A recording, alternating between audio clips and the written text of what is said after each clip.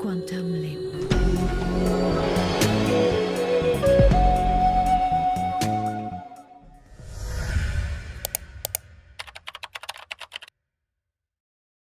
Mille merci à Patrick Pazin, réalisateur de ce documentaire, pour m'avoir permis d'effectuer une partie du doublage.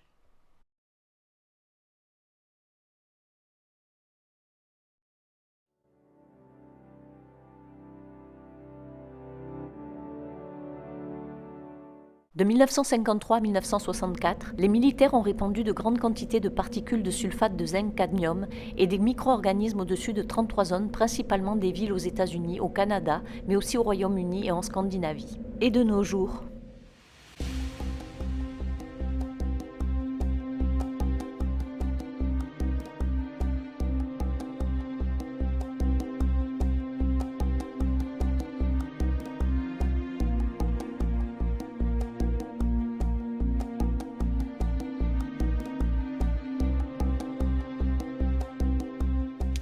Rosalie Bertel, biométricienne et épidémiologiste environnementale, directrice de la Commission médicale internationale de Bhopal en Inde, membre fondateur de l'Institut international de préoccupation pour la santé publique à Toronto, reconnue par l'ONU et les institutions internationales comme experte sur les questions militaires et le désarmement.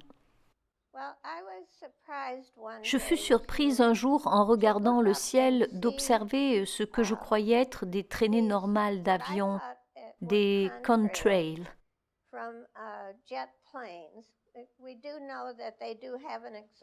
Nous avons en effet déjà tous observé ce phénomène qui peut durer 15 à 18 secondes. Mais là, c'était quelque chose de nouveau. Ça a duré plus d'une heure. Puis, ça s'est élargi. Et en regardant attentivement, vous pouviez voir la trace se transformer en goutte, comme un liquide.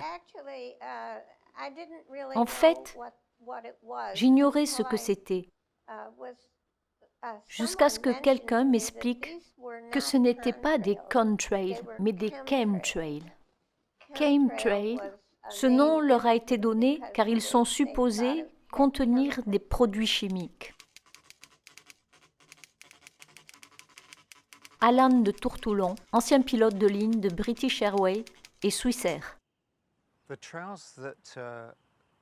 Les traînées persistantes que j'ai remarquées ces dernières années sont très différentes de n'importe quelle traînée que j'avais pu observer auparavant. Et je ne comprends pas pourquoi elles persistaient longtemps. Normalement, les contrails durent d'1 à 2 minutes ou peut-être 5 minutes. Mais en voir dans le ciel dériver pendant près d'1 heure est quelque chose de très inhabituel. Andrew Johnson, fondateur du site checktheevidence.com, une référence mondiale sur les chemtrails. J'ai vraiment commencé à avoir des doutes un soir d'été, alors que je travaillais chez moi, assez tard, le soir, comme je le fais souvent. Et j'ai vu une grille dans le ciel, une grille formée par des traînées presque parfaitement carrées. Comment tracer une grille en si peu de temps ? Je dirais que cette grille fut formée en 15 minutes environ, ce qui nécessite 4 avions passant au-dessus de ma maison en un quart d'heure. Ça n'arrive jamais. Nikos Katsaros, directeur de recherche au Centre national des sciences physiques Démocritos à Athènes, membre du Comité national de l'environnement, représentant national au comité scientifique de l'OTAN, membre du comité Enoura-Noise qui remet en question les épandages aériens et le géo-engineering. Je suis vraiment concerné par la question des chemtrails. La principale différence est que ce type de trace peut rester pendant des heures dans le ciel et parfois même une journée entière. On commence maintenant à observer des chemtrails avec une ombre, mais aussi des chemtrails noirs. Nous le voyons aussi sur les images satellites, ce qui ne devrait pas être possible. Claire Henrion, cofondatrice de l'ACIPICA, une ONG française qui remet en question les épandages et le géo-engineering. La fréquence, elle est complètement aléatoire. En fait, c'est vraiment très souvent, presque tous les jours. Mais il y a des jours sans, Dieu merci. Rosario Marciano, avec son frère Antonio, a fondé en Italie Tanker Enemy, l'un des sites majeurs dans la lutte contre les chemtrails.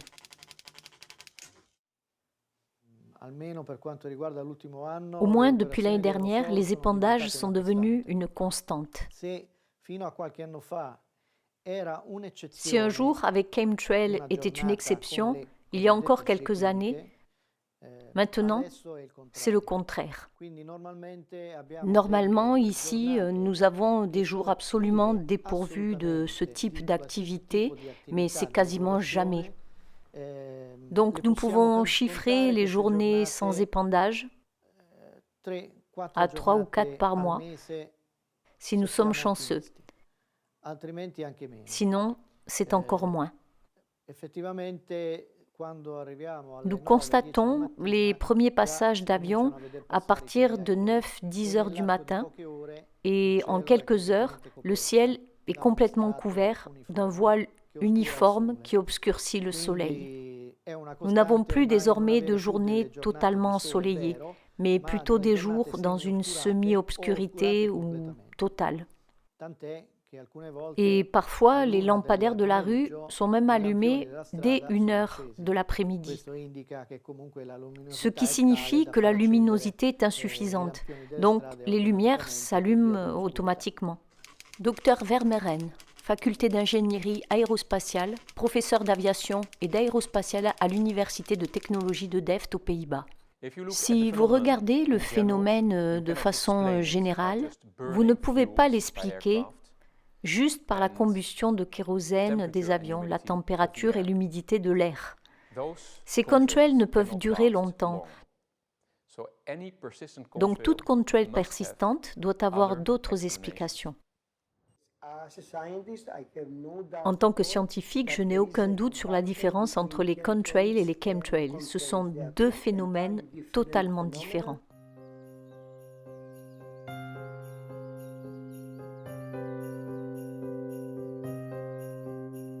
Nous avons filmé ces chemtrails en Provence. Difficile de croire qu'à cet endroit et à cette altitude, ce sont des avions de ligne qui sont responsables de ces traces rapprochées perdurant des heures. Some scientists with whom we have been collaborating through correspondence. Des scientifiques avec lesquels nous sommes en relation nous ont indiqué que les universités aux États-Unis ont effectué des expériences avec des avions pour collecter de l'air, puis l'analyser.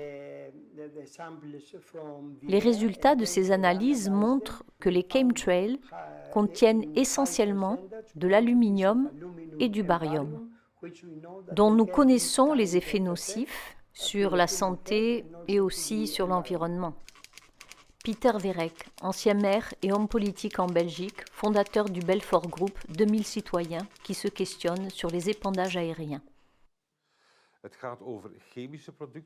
Il y a aussi des produits chimiques, de l'éthylène dipromide, des microplasmes, etc., et des substances virologiques. La question qu'on peut légitimement se poser, c'est est-ce que des analyses ont été effectuées? Oui, bien sûr. En Italie, comme à l'étranger, ont été effectuées des analyses chimiques sur des échantillons de sol, les plantes et l'air. Et elles peuvent être consultées sur notre blog et d'autres sites. Et ces analyses montrent la présence des métaux que j'ai mentionnés auparavant. Pour en avoir le cœur net, nous prélevons des échantillons de sol dans 3 parcs et jardins parisiens pour les faire analyser par un laboratoire spécialisé. Les résultats arrivent quelques jours plus tard. Il y a bien du baryum et de l'aluminium dans les bacs à sable de Paris.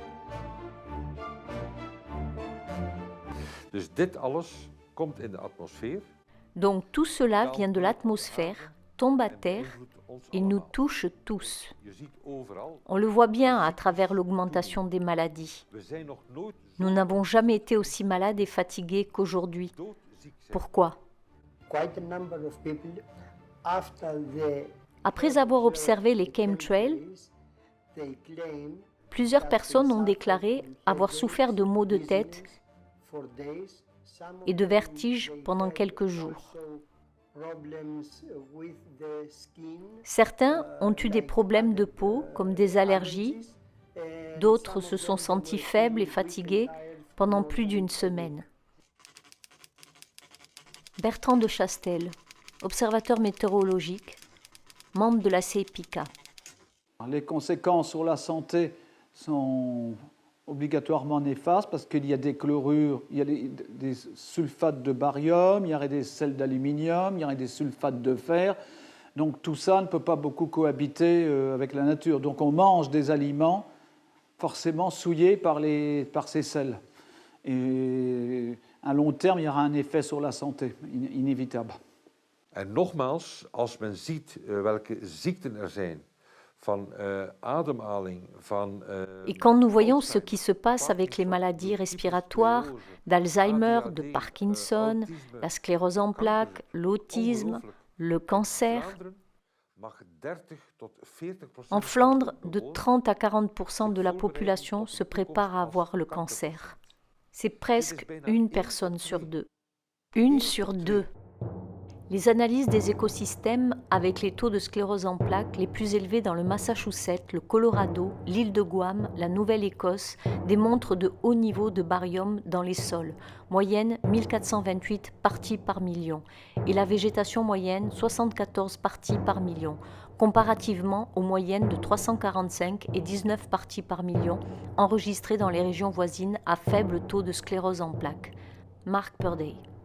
L'acronyme ppm signifie parties par million. Il s'agit d'une unité de mesure communément utilisée par les scientifiques, notamment pour calculer le taux de pollution dans l'air et plus globalement dans l'environnement. Comme son nom l'indique, le ppm permet de savoir combien de molécules de polluants on trouve sur 1 million de molécules d'air. Il permet donc de rendre compte de manière assez simple de la quantité de pollution dans une masse d'air donnée et de l'impact nocif de ces polluants sur l'atmosphère. À partir de tous les éléments dont nous disposons, il devient chaque jour de plus en plus clair que les militaires sont responsables de ces chemtrails. Ils ont les avions, les moyens, l'organisation et aussi les plans. C'est devenu une évidence. Si les militaires répandent, entre autres, du barium, ils doivent forcément l'acheter quelque part. Nous avons l'idée de visiter le site internet des marchés publics de la Défense nationale en France. Après quelques recherches, la chance nous sourit. Nous trouvons un appel d'offres de la Direction générale de l'armement pour 10 tonnes de sulfate de barium. À quoi peut bien leur servir une telle quantité ? À la déverser dans l'atmosphère ? Nous retournerons sur le site quelques semaines plus tard. L'annonce a disparu depuis notre visite. Bizarre. Les militaires ont-ils quelque chose à cacher ? Et les chemtrails sont-ils un canular, comme le prétend l'US Air Force dans une brochure officielle ? Le canular des chemtrails a été analysé et réfuté par de nombreuses universités et organisations scientifiques réputées et accréditées par des publications majeures.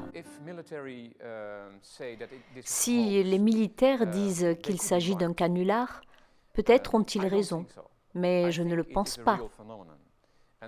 Je pense que le phénomène est bien réel et que nous devrions en débattre. Bien sûr, si j'étais impliqué dans ces expériences et que je voulais que personne n'en soit informé, je dirais aussi qu'il s'agit d'un canular, mais je ne suis pas convaincu. J'ai un ami qui a été pilote de F-16, un appareil militaire. Maintenant, il est dans l'aviation civile, avec des milliers d'heures de vol. Il m'a dit, ni vu, ni connu. Il m'a dit, nous ne savons vraiment pas ce que sont les chemtrails, mais nous faisons comme si de rien n'était.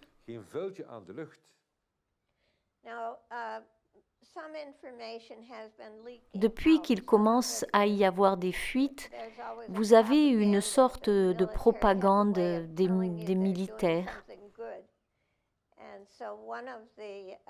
où ils expliquent que ce qu'ils font est bien et que c'est pour lutter contre le réchauffement climatique. Ainsi, en injectant ces métaux dans l'air, ils renverraient les rayons du soleil dans l'espace, ce qui refroidirait la Terre.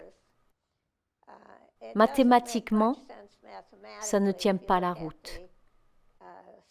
Comparé à l'air qui environne la Terre, ces petites lignes ne font pas renvoyer grand-chose. Donc, je n'en crois pas un mot.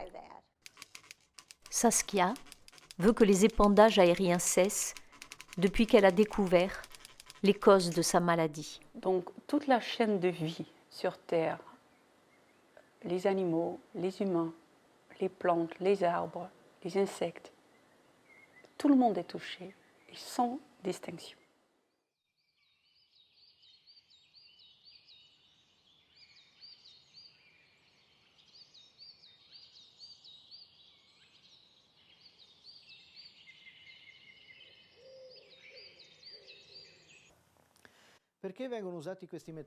S'ils utilisent des métaux, c'est parce que les chemtrails fonctionnent dans le cadre du système HAARP. Les chemtrails servent de corridor pour ces ondes électromagnétiques utilisées par la station HAARP du type de celle de Gakona. Donc, je suis allée en Alaska visiter HAARP. Ce sont des rangées d'antennes hautes d'environ 25 mètres, alignées en rectangle, formant une grille. C'est un alignement gigantesque d'antennes ultra puissantes.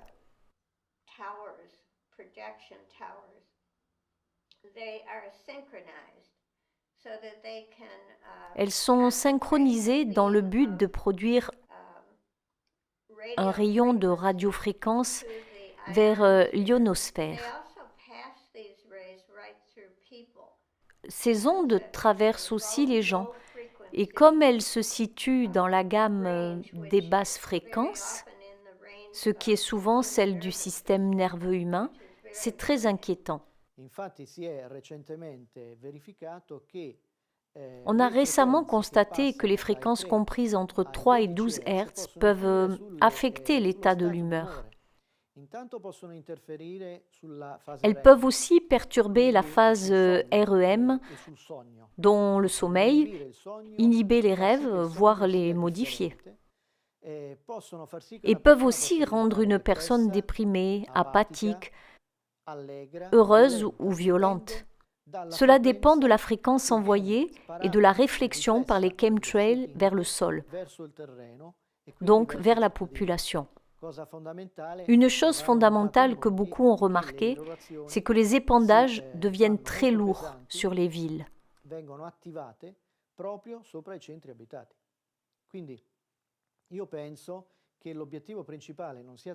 Je pense donc que l'objectif principal n'est pas le changement climatique, mais le contrôle de la population grâce à différents systèmes. C'est ce que nous confirme un militaire hors caméra.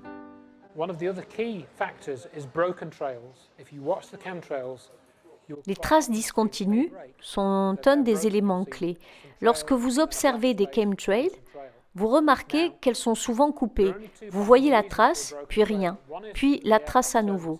Il n'y a que deux raisons possibles. Soit le moteur de l'avion est arrêté temporairement, soit la température et l'humidité de l'air varient sur un espace très court, ce qui n'existe pas. Car les courants mixent l'air jusqu'à rendre homogène l'humidité et la température au-dessus d'une petite région. Donc, il n'y aura pas de petites variations, ce qui ne peut donc expliquer les coupures de ces traces. Nous reverrons ce type de chemtrail dans d'autres pays, comme ici à Gand, en Belgique. D'après notre militaire anonyme, c'est normal. Il y aurait près de 400 programmes de chemtrail dans le monde.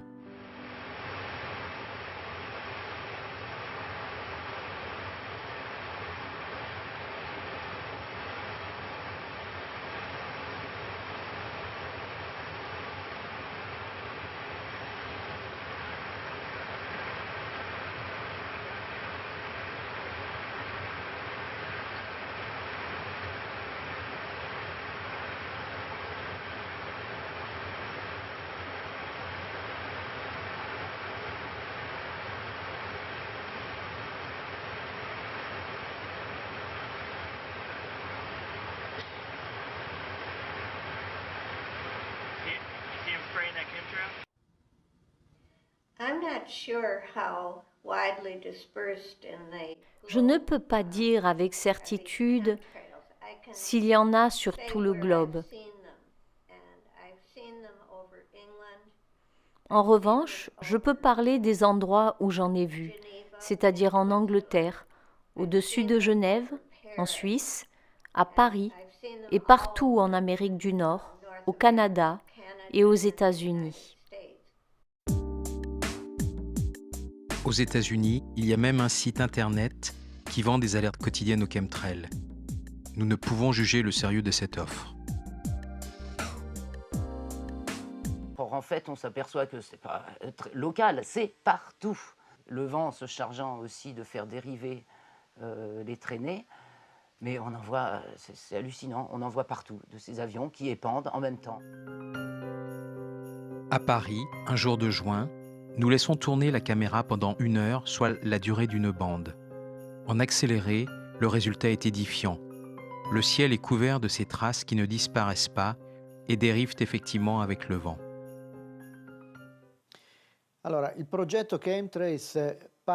Le projet Chemtrail part de l'idée de diffuser ces activités dans le monde entier. Ainsi, nous enverrons à plusieurs reprises à Casablanca, au Maroc.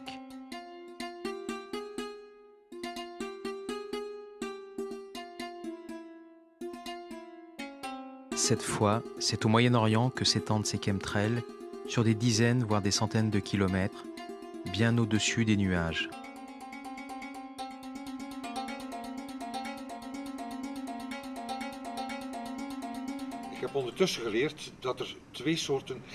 J'ai appris récemment qu'il y a 2 sortes de chemtrails. D'une part, les chemtrails qui sont formés par des avions militaires, à une altitude d'environ 5 km et dont les substances retombent assez vite sur Terre. D'autre part, il y a les chemtrails qui sont produits par des avions civils. Là, les substances sont mêlées au kérosène et restent à une altitude d'environ 10 km pendant 1 à 4 années. Depuis combien de temps dérivent ces traces au-dessus de l'Inde, pied de l'Himalaya ?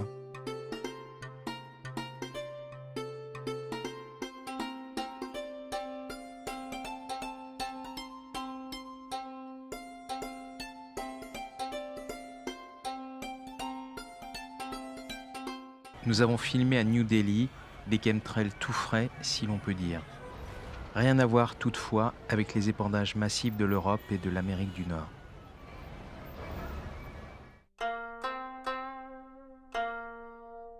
C'est pareil en Chine, où nous n'en avons pas vu, sauf à Canton.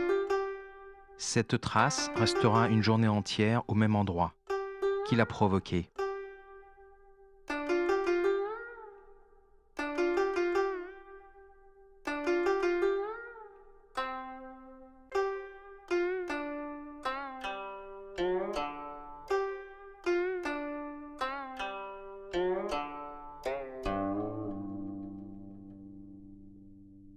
Je crains au niveau des chemtrails que cela s'aggrave, surtout que l'OTAN s'est agrandie de nombreux pays et tout, et quand même que l'action des phénomènes HAARP et des chemtrails partent du Pentagone. Donc je pense que beaucoup d'armées vont utiliser ce moyen d'épandage. Je me suis dit alors que j'allais collecter des données et interpeller les gens censés en savoir plus que moi sur le sujet. J'ai donc préparé un dossier que je n'ai pas rendu public, car je préférais l'envoyer de façon ciblée au ministère de l'Environnement, au ministère des Transports, à Greenpeace, au World Wildlife Fund, en attendant leur réponse. Les premiers à réagir furent le ministère britannique des Transports, avec une réponse basique expliquant que ce que je voyais était tout à fait ordinaire.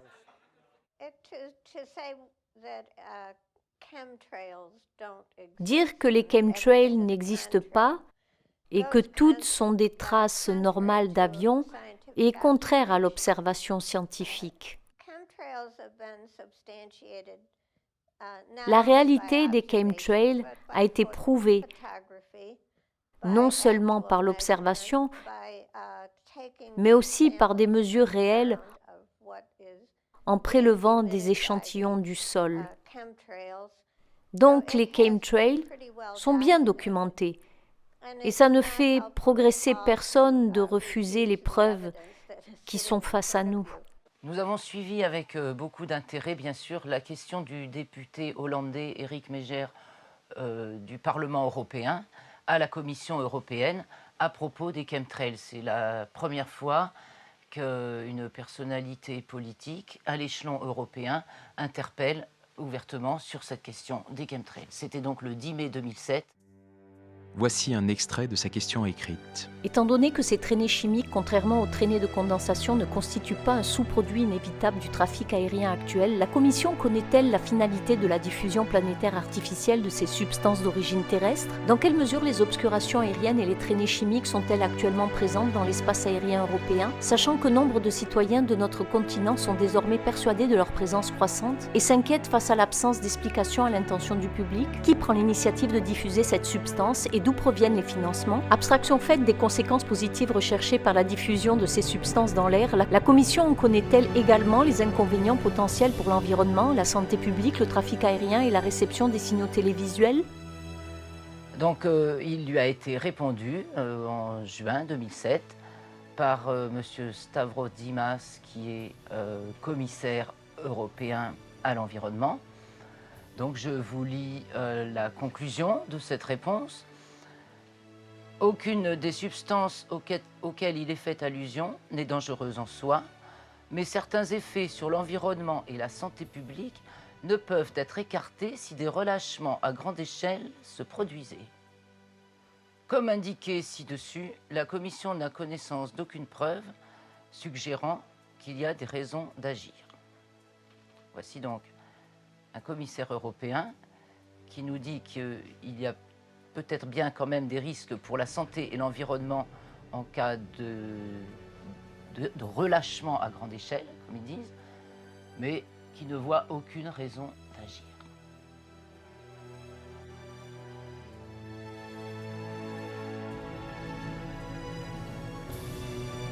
Pourtant, à Bruxelles aussi, il suffit de regarder le ciel.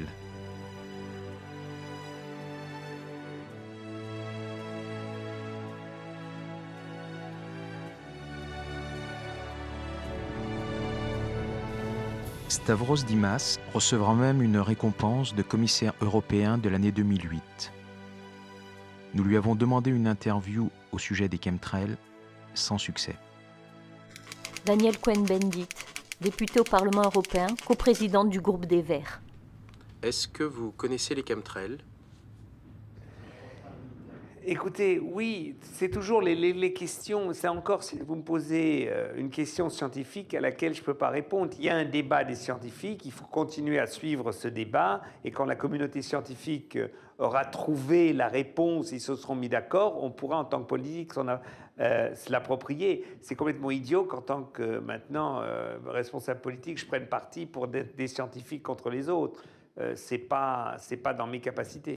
Alors j'ajoute un élément supplémentaire au débat, c'est celui des nuages. On observe depuis 2002 donc des nuages aux formes et aux couleurs qui étaient inconnus auparavant.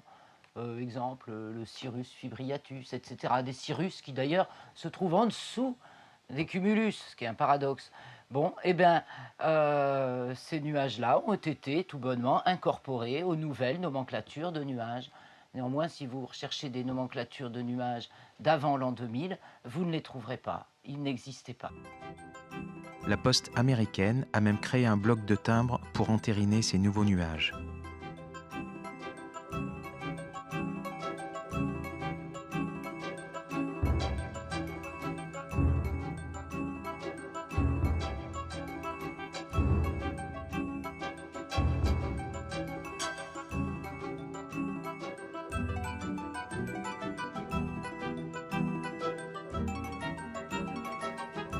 Ce qui est inquiétant là-dedans, c'est que ça devient normal. Les enfants qui ont moins de 10 ans, ils n'ont jamais vu autre chose qu'un ciel chargé de traînées chimiques. Donc ça leur paraît, le ciel leur paraît normal, c'est normal.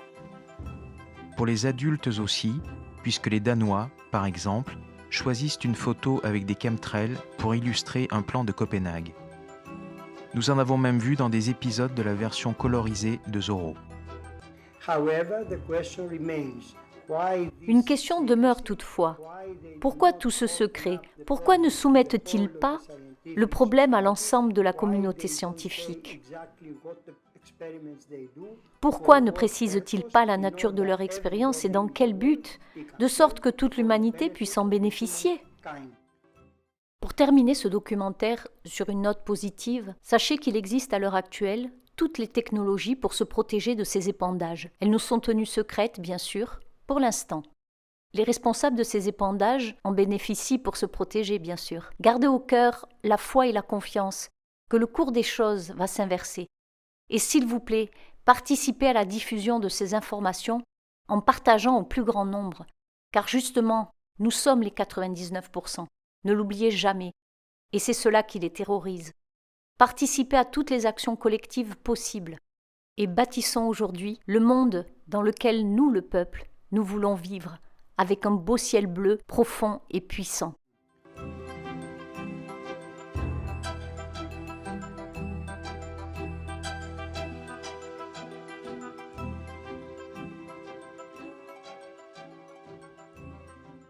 Merci de vous abonner à ma chaîne, de liker et de partager cette vidéo. Et si vous souhaitez me soutenir, il y a dans la description sous cette vidéo un lien PayPal et un lien Tipeee. Encore merci et à bientôt.